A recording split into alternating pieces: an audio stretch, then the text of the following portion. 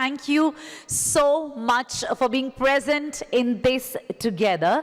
We do have a heart of gratitude as we welcome all of you for the 4th edition of Sustainable Organizations 2025 that's presented to you by Global Sustainability Alliance.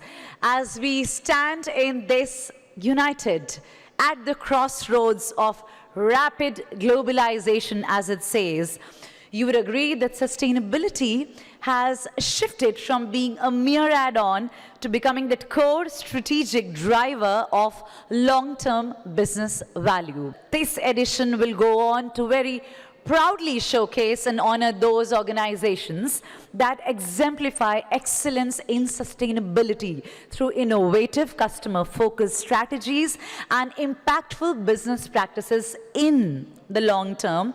They are those organizations who are indeed, I must say, who deserve recognition. So the champions of green business practices will be felicitated. But for now, as we've come together, we will ensure that this edition is nothing short than a milestone. So what's the wait for? As it says, nation first, planet always, building a culture of sustainable organizations. Join me in very, very warmly welcoming, ladies and gentlemen, the environmentalist and convener, Awaz Foundation. Please welcome Sumaira Abdulali on the stage. It's true that our nation is first and our planet is forever, for as long as we live here on this planet. And there's a lot to be done which is over and beyond what we even understand today.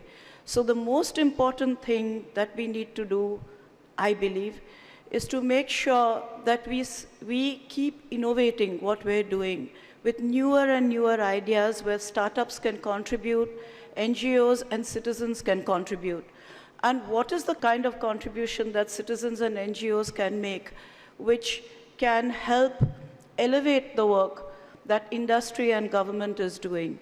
So it very often consists in bringing to your notice issues which you may have missed or which in the course of your normal work and the way that things are going forward in your industry, you may not have counted as being that important.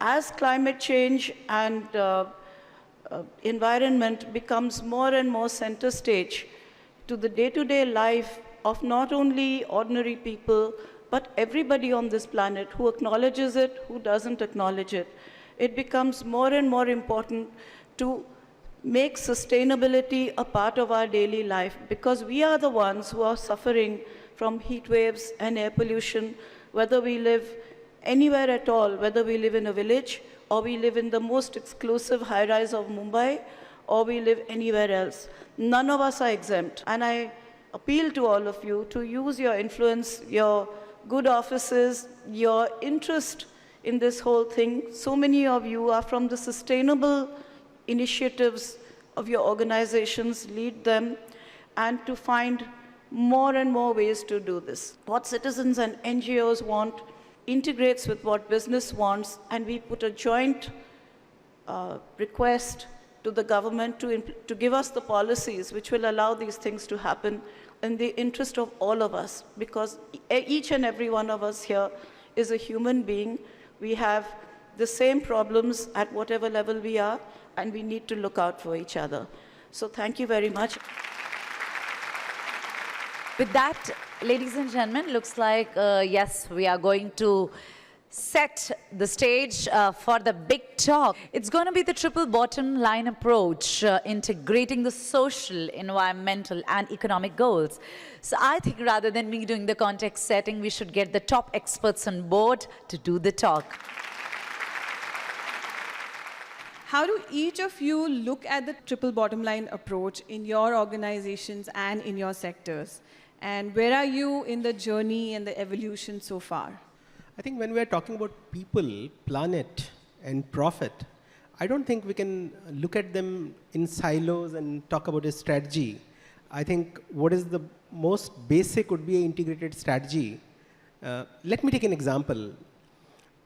I am from Chennai Petroleum. Chennai Petroleum is in petroleum sector, a large manufacturing company. Water is very, very essential. A lot of water is used in some of these industry. And Chennai is a region of scarcity of water. Not now, since 80s. You'd be happy to know that not now, since decades, CPCL doesn't use a single drop of fresh water for industrial purposes. You will ask me how. This is one of the second, in Asia, which started using city sewerage and started processing it for industrial water. Almost 50% of our requirement today comes from this, another 50% from diesel. Again, we are one of the few who started it for industrial use. There were governments and other uses, but we started using it.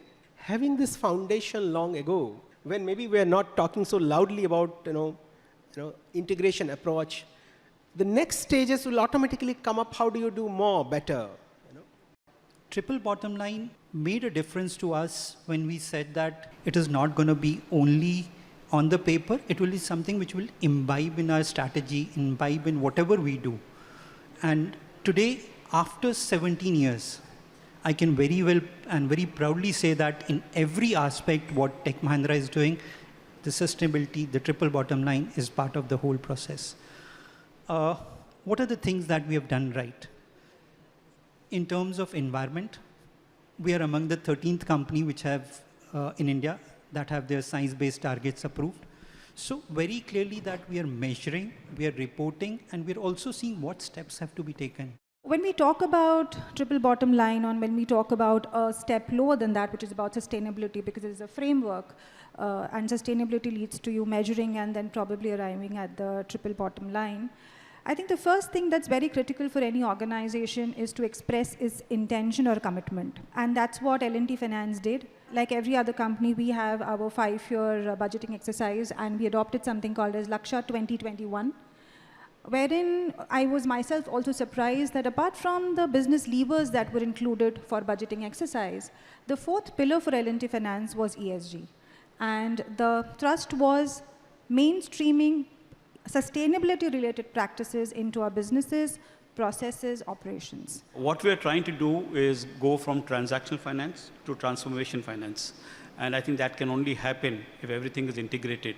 Our end objective is to ensure that all the three together do not compete with each other, but actually are the source for being the outcome of what we get, which is, of course, to be a better organization. Whether it's the vision or the mission or the purpose are all aligned. I won't say, unlike my other colleagues who actually had a longer way, we are still evolving, and I think once you accept that, there's always scope for improvement. And so we've gone from mere CSR, compliance, etc. But I think what's more important is to address proactively the challenges that we all face together in the environment. And I think that's more key for us. On that note, yes, it's going to be a fireside chat from the Commercial Director, Asia Ball Beverage Packaging. Please welcome Manish Joshi on the stage. In terms of carbon footprint, can you tell us what are some of your achievements and what are your future plans? And to add to that and beyond that, how are your efforts and your packaging solutions helping your customers with their sustainability targets down the value chain? So for Ball, circularity, electrification, and efficiency, these have been core to our strategy. And it has also provided us the advantage against our competition because it's not only been about growing business, but also ensuring growing it sustainably. If I have to look at it, Ball has already laid down a very ambitious sustainable goals for the organization, which in turn would help our customers because they then get a lower carbon footprint packaging material which they can directly use for their carbon mapping. In 2023, in our climate transition plan, we did announce that we would be reducing our emission by 55% by 2030, and we would go net zero by 2050. So that's something that's been laid out already in our organization goals. The key drivers that we see, or the pillars that we want to focus on to drive that, is one, 85% recycled content by 2030. Then we are looking at 100% renewable energy by 2030, and some efficiency and energy gains in our direct operations between this decade of 2020 to 2030. If I have to look at the carbon footprint and how we are mapping it, we have brought down our carbon footprint by 21% from our base in 2017 to end of 24. Again, it's been driven by the recyclability nature of the aluminum. Some of it is the renewable energy and the lightweighting and downgauging, where you end up using less aluminum to produce the same amount of cans or higher amount of cans. So that's what our focus has been on carbon footprint. Ladies and gentlemen, as we reset the stage with what's coming up next, I think we have absolute clarity as to what this next discussion will unfold for all of us. So yes, it is the call for the sustainable enterprise, where we will align the ESG integrated decarbonization with the SDG agenda. One, in your view, what is authentic integration? And number two, how do you really think that, or how do you really suggest that the private sector contribute to the nation's whole SDG index performance? The first point, to my understanding, the SDGs are meant for the nations to drive collectively actions. Although it is not a responsibility of the business to achieve objective that is set by UN through the SDG, but business has an important role to contribute to accelerate the SDG actions for the nation. That's what my understanding. If you broadly classify all the SDG, it will fall in three buckets: climate emergency, nature actions, and equity actions. That's what I say always. And all will fall there, but we tend to discuss much on the climate emergency. Is it reasonable? Yes, it is reasonable, because that's the important issue. Each and everybody, all we are sitting here also are going to face. The business is going to face. The countries is going to face. And lot of the economic allocation has to happen to manage both mitigation and more so adaptation, specifically in countries like India. And that is where I think all the companies represented here are taking a lot of actions on the mitigation and adaptations. So what we do and how we do is, as an entity, aligning with our group's purpose and aligning with our group's values, we have our targets, and that these targets are presented as a strategy to the board. And then along with the board members, there is a group sustainability and risk committee. The 4 independent directors oversee that. In that, all the CEOs of these SBUs take part of it. So they align the larger targets and goals with their businesses. And the execution part is, the beauty here is the execution part. Execution part is left to the businesses. Everyone will follow different paths, and everyone will have different pathways of achieving their decarbonization. Recently, we have done two RE power contract with 2 companies, and by the next financial year, we'll be about we'll do decarbonizing about 30%. So it's not like that we'll be losing on profit or it's a cost-intensive thing. It's almost at par. So this is the other angle of sustainability I will like to put in here now. And also we are in one of our plant locations is totally ZLD, and by 2030 we will be ZLD in all our plant locations. And in our mines also, we are doing all the water discharge, whatever we generate or get from the rains. We are having capacity of about 36,000 cubic meter per day treatment capacity we are having. So this is the another angle I will like to give to sustainability. If we scale it up, then it will be much cheaper than whatever we are doing right now.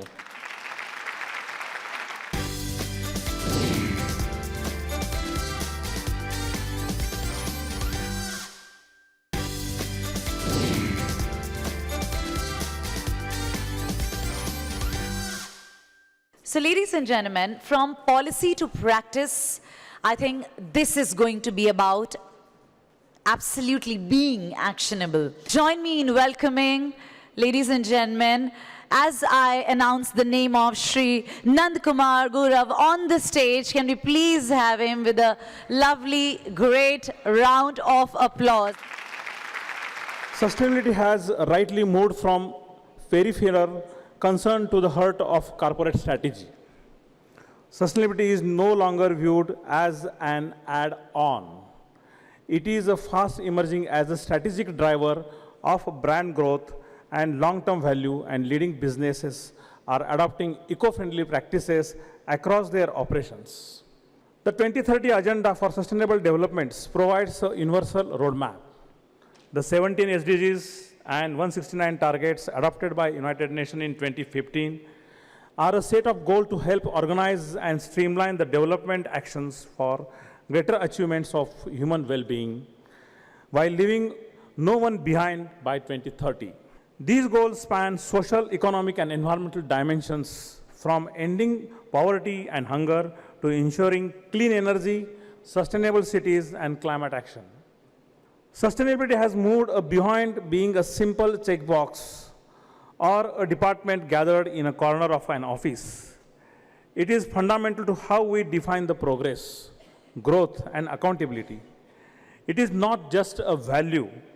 It is the lens through which we are being assessed by investors, regulators, consumers, and most importantly, the generation to come. Join the movement, build your internal capacity, collaborate with regulators and local communities, because sustainability is more than just a trend, it's a bedrock of any credible growth story. As we look ahead towards 2030 and India at 2047, the choices we make now will shape the economy, society, and environment we leave for future generations. Let's not postpone our actions for tomorrow when we have the chance to act today. And let's not assign environmental responsibility to someone else. It is a shared duty we all have. In closing, let me reaffirm that the Maharashtra Pollution Control Board stands committed to its role as a green leader.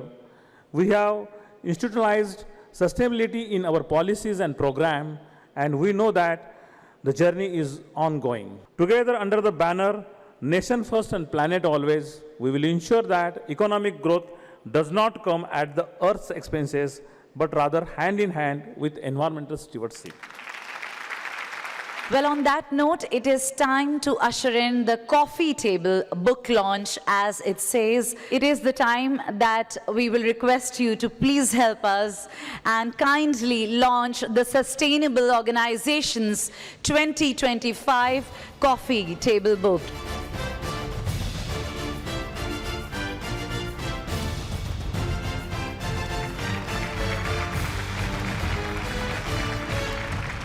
On that note, I have got a befitting person to actually take us through what was exactly, what went into the making, what's that exact insight into the selection process.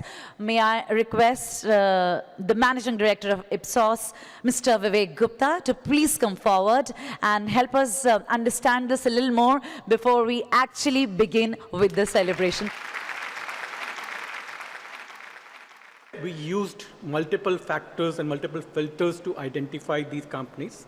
One was the CSR and ESG initiative that they were driving in areas such as education, healthcare, gender empowerment, based on a review of secondary data, based on review of annual reports, multiple documents that we went through. And we looked at each data point in a lot of detail and then rated each company on important parameters. One was the size and scale of operation, profitability, ESG goals, current interventions that are being taken by the companies right now, what has been the impact that they've created, and the sustainability reporting and tracking that they're doing themselves. May we solicit and request the presence of our esteemed chief guest, Shri Nand Kumar Gaurav, to once again please join us on the stage. We'll request you to please take the center stage again, as we request you to be our kind presenter and felicitate, honor the sustainable organizations, the forward-thinking change makers whose inspiring stories, their ever so significant contributions that are paving the future, a greener future. Fenesta, we would like to extend some fantastic round of applause for you. Can we please have Fenesta joining in?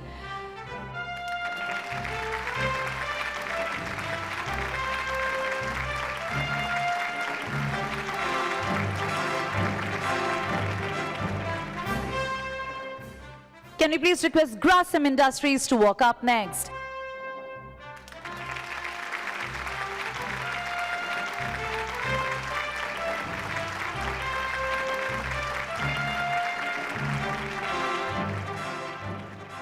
Congratulations up next to Indian Metals and Ferroalloys. Hearty congratulations. Our accolades are all reserved for Indian Metals and Ferroalloys Limited.